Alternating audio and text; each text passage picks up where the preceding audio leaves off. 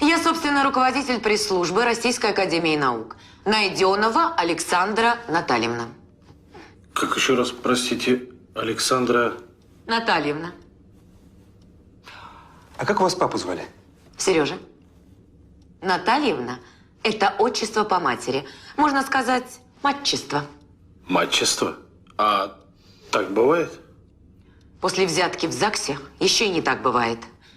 И вообще, вы свои мужские шуточки бросьте. Я, между прочим, феминистка. С женщинами? Нет, это лесбиянка.